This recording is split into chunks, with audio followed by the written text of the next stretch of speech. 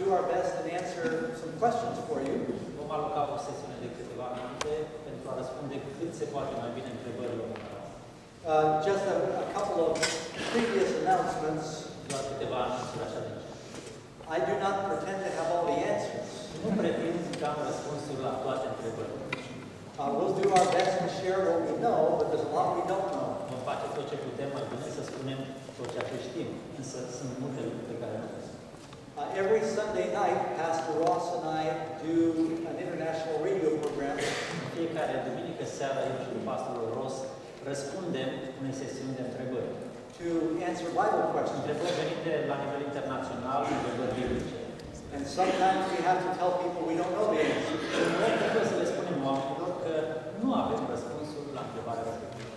I also want to just take a moment to thank you for the invitation to be here. Vreau pe de altă parte să vă mulțumesc pentru invitația de a mă avea aici. Well, we're very excited. Our team is looking forward to getting to meet you better. Ne place foarte mult și întreaga echipă dorește să vă cunoască mai bine. I want to thank our translator publicly. Mulțumim și traducătorului. And does it feel awkward thanking yourself? And something else I should mention is I look forward to visiting with you. Sunt dispus să fac vizite împreună. We will be here for the whole week. Vom fi împreună pentru întreaga săptămână viitoare. Immediately after our session this morning, I need to do a brief TV taping, so I won't be able to talk to you right away. Imediat după ce vom încheia acest program, vom avea câteva repetiții pentru ceva televizat, așa că nu putem fi disponibili chiar acum. I also would like to mention that if you're interested in knowing more about evangelism training, dacă doriți să aflați mai multe lucruri despre cum se face evangelizarea, that Amazing Facts currently has an evangelism training program organizația for noastră people in Europe. are un program de evangelizare pentru oameni din Europa. And our next session begins in February. Următoarea sesiune pe acest conflict este în februarie. Some of our instructors that are here, plus others like Pastor Ross and myself, will be coming back to that program. Unii din instructorii noștri, eu și Ross, vom reveni în cadrul acelui program. I've seen we have flyers in the back that talk about the after training. Poate ați văzut aceste pliante care vorbesc despre instruirea after. This is very similar to the program we have in North America. Este un program foarte similar cu ceea ce facem în America de Nord. And if you know someone that might be interested, or if you're interested, Dacă știți pe cineva interesat sau dacă sunteți interesați de participa la acest program, this is a full hands-on evangelism training program este un program de instruire de plin. that is valuable for both laymen and for pastors. Un program pus la dispoziție și având aceeași valabilitate și pentru pastori și pentru laicuri. And the internet and the dates and everything are on the flyers in the back. Toate datele de contact sunt pe acest pliant. Well, with that, if someone has a Bible question about these subjects, you need to make your question stated quickly or shortly. Dacă întrebările dumneavoastră vor fi biblice, atunci străduiți-vă să fie cât mai scurte ca să acoperim cât mai. When you get a room full of theologians, Atunci când te afli în fața unei săli pline de oameni cu teologie, the questions can turn into sermonettes. de multe ori întrebările devin mici predicuțe. So, if you just stand, this is informal. Atunci o să vă invit ca cine are depus o întrebare să se ridice, să fie o Maybe raise your hand, state your question, he'll translate it for Poate să me. ridicați mâna, să vorbiți tare, eu voi traduce. Who is the brave person to go Așadar, first? cine e curajosul care să spargă viața? Poate dacă am două întrebări. Una în legătură cu programul care ne susține, să ne prezentați puțin ce conțin temele, care este factorul surpriză, cumva să ne câștigați puțin atenția.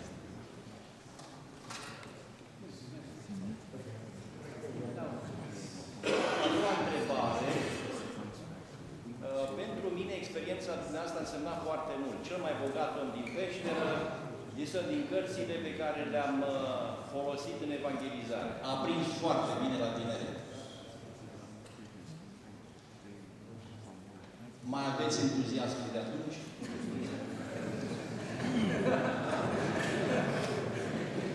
All right, I'll answer the second question first. I hope I have the same enthusiasm, Sper să am același entuziasm. but maybe it's more carefully focused with some wisdom that comes with years. Însă probabil că este mult mai concentrat, dată fiind o înțelepciune care vine de-a lungul anilor. I still go out to the mountains by myself sometimes, Încă urc pe munți de unul singur. and sometimes Pastor Ross and I will go camping out in the desert, Câteodată împreună cu pastorul Ros ne punem cortul undeva în pustietate. and we try to find a cave so we can have a renewal of our experience. Încercăm să ne găsim fiecare peștera noastră unde să repornim experiența. But, you grow, you change. Pe măsură ce îmbătrânești, te schimbi. I have 6 grandchildren now. Am 6 nepoți. That changes you too. Asta evident că te schimbi. On your first question, Referitor la prima întrebare. this evangelistic program that we're doing in the coming week Acest program evanghelistic pe care îl vom desfășura săptămâna care urmează is going to be unique from something I've ever done are before, ceva unic față de ceea ce am prezentat în alte părți. because we are combining an evangelistic program with a revival. Pentru că încercăm o combinație între un program de evangelizare și unul de redeșteptare. Sometimes when we do evangelism, the members say, "Oh, I've heard that sermon." Când facem o evangelizare, frații, membrii spun, au predicat la noștri. State of the dead, Sabbath, hellfire, Care over. urmează sabatul, starea unui moarte, iar, rai și așa mai departe. So we're going to try to take the simplicity of the gospel and also put it evangelistically. Așa că vom încerca să luăm simplitatea Evangheliei și să o convertim în ceva evanghelist. We'll do what I just did this morning, Probabil că vom face ceea ce am făcut dimineața asta în clasă, where we teach the doctrines through the context of a story. unde doctrinele vor fi prezentate prin prisma unor ilustrații, povestiri, realități biblice. So I hope that answers the question. Sperăm că asta va răspunde. Mulțumesc mult! Anyone else? Cine mai dorește? Couple. You back? Are you?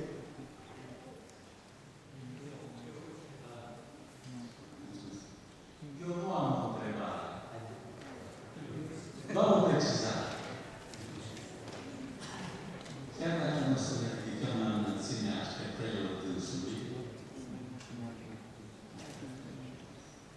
să nu fie dezamăgit. Oricum, venirea dânsului între noi va fi un câștig prin harul Domnului. Dumnezeu să ne binecuvânteze. Thank you very much. Mulțumesc foarte mult. Cred că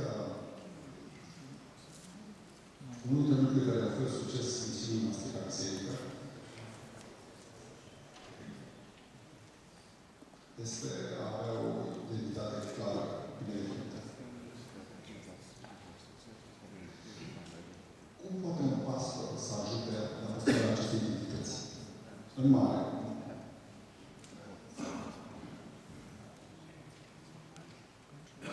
Mulțumesc. That's a very good and a very important question. Este o întrebare bună, importantă. We have an expression in English, I don't know how we should translate it, Avem o expresie în limba engleză, să sperăm că este traducere. but it basically says, if you do not stand for something, you fall for anything. Spune așa, dacă nu e opoziție pentru ceva, vei cădea sau nu vei mai lua nicio poziție. There was a survey done in North America last year, S-a făcut un sondaj anul trecut în America. and the Seventh-day Adventist Church is one of the few churches that is growing. Iar Biserica Adventistă a fost găsită ca una dintre puținele care cunosc o creștere. Some of the other churches that are growing Cresc și alte biserici. have very unique, decisive beliefs. Și s-a observat că cele care cresc au un set aparte de credințe. People are wanting to know specifically what do we stand for. Oamenii care vin la o biserică vor să știe concret care este poziția noastră în putare sau putare sus. People in the world are wanting direction. Oamenii din lumea aceasta doresc să fie călăuziți. And so it's very important for us to maintain our unique identity. De aceea este foarte important să ne păstrăm această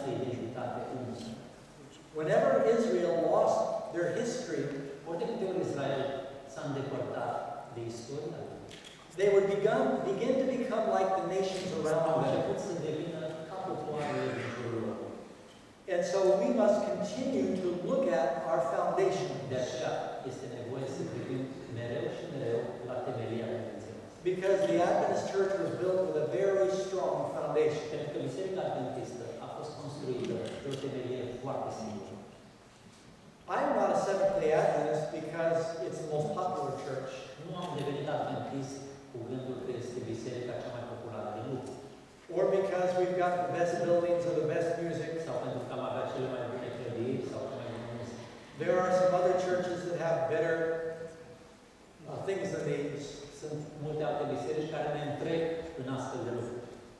The only reason I'm a Seventh-day Adventist Singurul motiv însă pentru care sunt un adventist așa is because I decided to be a Bible Christian, este acela că am dorit să devin un creștin. and I cannot find a church that is closer to the Bible than the Adventist Nu church. am putut găsi o altă biserică mai aproape de Scriptură decât este Biserica Adventistă. As long as the Seventh-day Adventists stick to this as their foundation, Atâta timp cât Biserica Adventistă va rămâne credincioasă temeliei, we will have a unique identity. vom avea o identitate unică.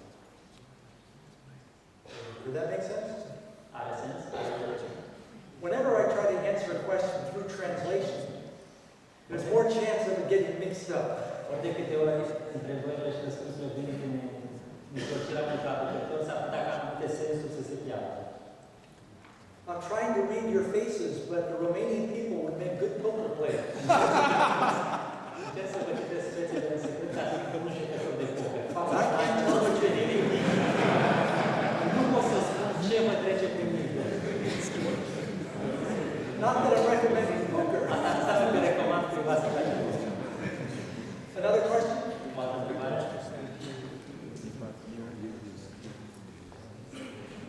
Thank you for waiting for the microphone. Lucrez în partea biserică și mă interesează ce trebuie făcut după plecarea tratatorului, biserica să rămână puternică.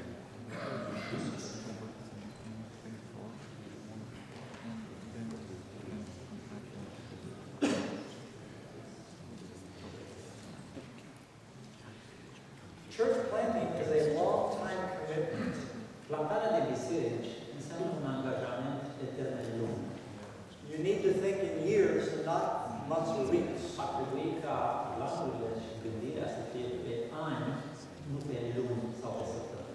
And it's very important that you train strong leadership before the founder goes to plant another church. Este foarte important ca înainte ca acel plantator să plece în alt loc, să-și fi creat o echipă foarte temeinică de oameni acolo. After Paul would establish a church, După ce Apostolul Pavel înființa o biserică, and they would ordain elders or leadership, după ce puneau prezbiteri în cetățile respective, you often hear of him returning to those places to strengthen îl them. regăsiți adesea revenind, reîntorcându-se la aceste biserici pentru a le întări. And much of the New Testament is here Pentru că aici se regăsește mare parte din Noul Testament. because Paul wrote letters to the churches that he planted. Știm că Pavel a scris epistole unor biserici pe care el le-a înființat. El So ongoing communication is very important, De aceea și comunicarea permanentă are importanța ei. which is easier today than Paul's day. Și cu siguranță că azi este mult mai ușor să comunici decât a fost pe vremea lui Pavel. Paul would have had a smartphone Dacă Pavel ar fi if he avut could have back then, un telefon deștept ca în zilele noastre, a fost to stay in communication with all the a churches. trebuit să țină legătura cât mai mult cu toate bisericile sale. So it's important to have good communication to keep them Și inspired. atunci, pe lângă oameni, este nevoie și de comunicare. Other questions? Alte întrebări?